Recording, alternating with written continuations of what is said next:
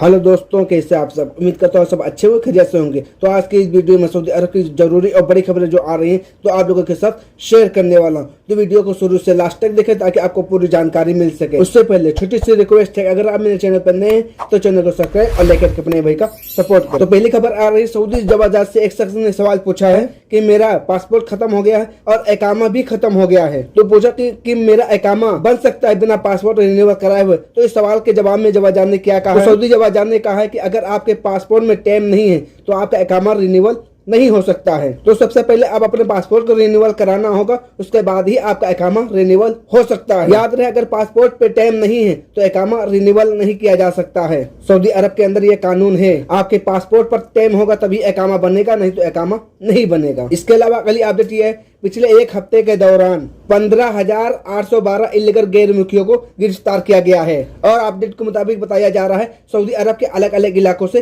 गिरफ्तार किया गया है। ये गिरफ्तारी 7 सितंबर से 13 सितंबर तक के बीच की गिरफ्तारी है। जिन लोगों को गिरफ्तार किया गया उसमें से 9,800 ये ऐसे इकामा कानून के खिलाफ वर्जी कर रहे थे, जबकि 3,804 ऐसे लोग हैं जो सरहद पार करके इलीगल तरीके से सऊदी अरब आए हुए थे, और 2,207 ऐसे लोग हैं जो सऊदी अरब के अंदर लेबर लॉ के खिलाफ वर्जी कर रहे थे। तो बताया गया अपडेट के मुताबिक पिछले एक हफ्ते के दौरान 9,576 लोगों को रिपोर्ट कर दिया गया है। और याद रहे कि और जिन लोगों को जेलों के द्वारा भेजा जाता है उनको हमेशा के लिए ब्लैक लिस्ट में डाल दिया जाता है, वो दोबारा सऊदी अरब नहीं आ सकते हैं। और यहाँ तक ये भी बताया गया है कि उनको हज उम्रा के वीजे पर बहुत मुश्किल से वीजा मिलेगा, हो सकता है मिलेगा भी नहीं। और दोस्तों अगले अपडेट निकल के आ रही है जो आपके लिए बहुत ही महत्वपूर्ण update. Saudi Zakat and custom authority ने कहा है कि 3,000 रियाल तक यानी निजी सामान कस्टम ड्यूटी फ्री हो गई, यानी 3,000 रियाल तक अगर सामान आप खरीदते हैं तो उस पे कस्टम नहीं लगेगा। 3,000 रियाल से ज्यादा आप अगर सामान लेके जा रहे हैं, यानी आप कोई सामान लिया सऊदी अरब के अंदर खरीदा, उसकी कीमत 3,000 रियाल से ज्यादा है तो आपके ऊपर कस्टम ड्यूटी फीस अदा करनी होगी। अगर आपका सामान 3,000 रियाल तक है तो आपके ऊपर कस्टम ड्यूटी फीस नहीं लगेगी, चाहे आप अपना सामान पर्सनल के लिए खरीदते हो या किसी और भी रीजन के लिए खरीदते हो। और इसके लिए एक फॉर्म दिया गया, डिक्लेरेशन फॉर्म दिया गया, उसमें आप फॉर्म भरकर आप एयरपोर्ट अथॉरिटी को सबमिट करना होगा। इसके साथ एक अपडेट और आ रही है, 60,000 रियाल या 60,000 से ज्यादा सोने के गहने या कीमती पत्थर या बिस्कुट हैं या फिर आपके पास कैश है तो इसकी भी जानकारी आपको एयरपोर्ट अथॉरिटी को देनी होगी। अगर आप नहीं जानकारी देते हैं तो आपका सामान जब्त कर लिया जाएगा और आपके ऊपर कानूनी कार्रवाई की जाएगी।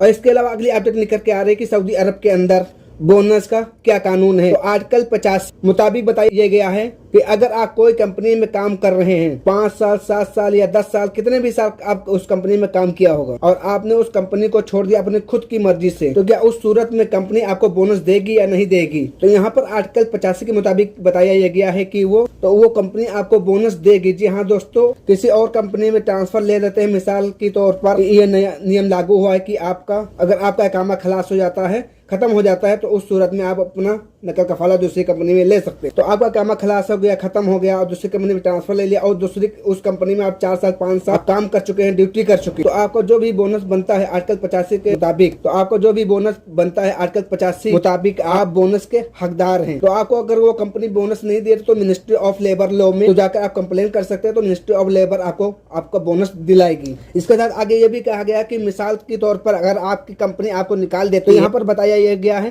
कि आर्टिकल 84 के मुताबिक तभी कंपनी को बोनस आपको अदा करना होगा। यानी आर्टिकल 85 के मुताबिक आप खुद काम छोड़ते हैं तब भी आपको बोनस मिलेगा, और कंपनी अगर आपको निकाल देती है तो आर्टिकल 84 के मुताबिक आपको तब भी बोनस मिलेगा। और अगर आपको कंपनी नहीं देती है तो आप जाकर कंपनी के खिलाफ कंप्लेन कर सकते हैं, आपको बोनस लेबर लॉ दिलाएगी। इसके साथ अगली अपडेट निकल के आ रही है, सऊदी अरब के अंदर चाहे वो सऊदी नागरिक हो या गैर मुल्की हो, अगर नशीली दवाइयों का इस्तेमाल करता है या फिर इसकी स्मगलिंग वगैरह करता है तो अपडेट के मुताबिक बताया गया है कि इस पर 2 साल की सजा दी जाएगी। अगर कोई बंदा नशीली दवाइयों का इस्तेमाल करता है, उपयोग करता है, या सऊदी नागरिक हो या गैर मुल्की हो, तो इस पर 2 साल की कैद होगी। तो जितने भी गैर मुल्की रहते हैं सऊदी अरब के अंदर रहते हैं तो उन चीज का ख्याल जरूर रखें कि नशीली दवाइयों न करें, तो आपको इस पर 2 साल की जेल हो सकती है। तो दोस्तों ये तो सऊदी अरब की जरूरी बड़ी खबरें जो आप लोगों के साथ शेयर की है। तो चलिए फिर मिलते हैं।